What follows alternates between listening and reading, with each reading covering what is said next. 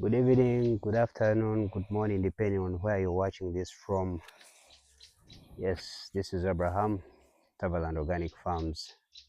But this time round, we're doing a random farm cast of Tavaland Organic Farms at a friend's farm. It's a very beautiful place. I'll be showing you around how this place really is inspiring. And I happen to move with a friend. You can introduce yourself, sir. Agaba, Edgar. Wanagawa. So, Wanagawa, how do you find yourself here at your age in this bush? Like how? Two things, I think, for me. The first one being part of my childhood, I got an opportunity to be raised on a farm, Mm, mm, but then later adulthood pushes us to town. So that brings me to the second thing. I'm reconnected to my roots through So, Mr. so, Abraham so, Mutaban. so you're going to do an urban rural migration. It's gonna be a rural urban migration. So, Urban rural, yes. urban rural. We usually say from the age of 30, in your 28 up to 30s, early 30s, you're going to find an urge to get into farming. And it is important, it's very urgent that you join in if you have the means to. So we happened to visit a friend of ours, a mentor. I call him a mentor, Bwana Hamis, and he's quite inspirational. This place. I don't know how you find it. Well, the first day I came here, it clearly blew my mind away at how farming can be quite simple but very transformative. Yeah. You don't need to have a factory equipment. Mm. You don't need to have 100 skilled laborers on the farm. Mhm. You don't need to have knowledge from Harvard. You just need to know the right systems to put in place.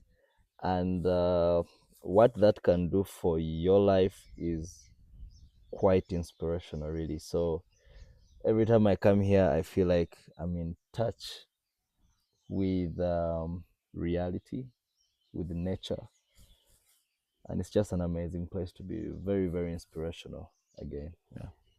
Yeah. So somebody watching us, we are not seated on someone's resort. We are not seated in a hotel. No, we are seated on a farm. We are seated on a farm. You know, it's a kind of Ghana nature to associate farms with that, associate farming with poverty, Yeah. associate to call a farmer is a poor person. But when you come to the real people who are doing the real kind of farming, you'll get the kind of inspiration that actually, in actual sense, somebody that is in a urban setting is poorer than the farmer. And this brings us to our conversation last time, actually. Yes.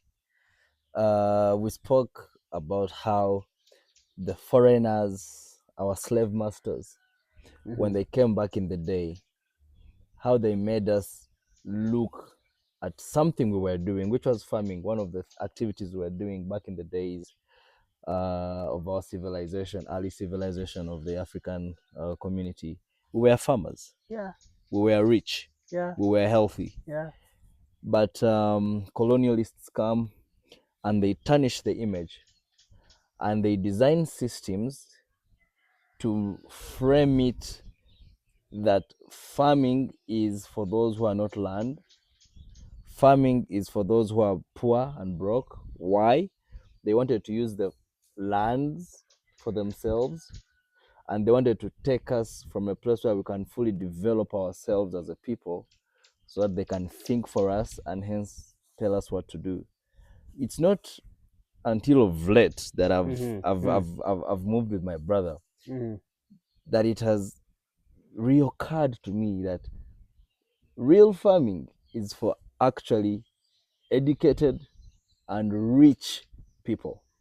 Yeah. You might not even be educated, but you are informed of certain crucial things and how certain things work and operate. So Yeah, I am yeah. ashamed of myself because a few years back, as much as I loved farming, because Yeah. again, I grew up on a farm sort of when I was growing up, I associated it with people who were of a lower class because I didn't really understand it, quote Mm, unquote, me in my upgraded format, educated, mm, mm, you've moved, you've traveled here and there, so you feel like that's what life is supposed to be. But I've been reminded by my friend that no, this is what life is supposed to be. Having the ability to have an off grid access of life. mm, mm, mm, You can grow your food on your land, have mm, your water on your land, mm, have your electricity on your land, and be self sufficient.